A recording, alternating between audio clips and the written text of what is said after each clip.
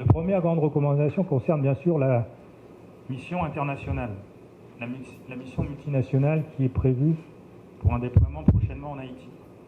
On demande son déploiement le plus rapidement possible dans la mesure où, par exemple, dans l'Artibonite, la situation se dégrade.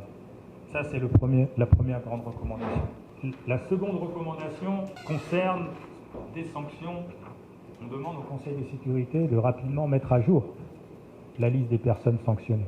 Donc on demande la mise à jour de cette liste le plus rapidement possible pour pouvoir ralentir cette violence. Il faut que les autorités fassent plus, notamment pour la police et la justice.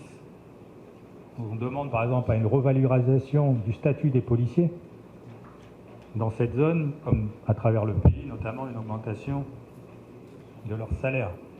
On demande aussi à une revalorisation et plus d'appui à la justice dans cette zone qui est vraiment délaissée.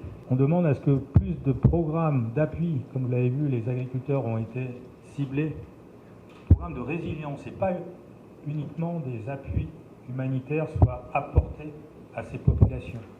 Si on considère que l'assistance humanitaire est vitale, effectivement, dans ce genre de situation, elle ne peut pas résoudre le problème au fond.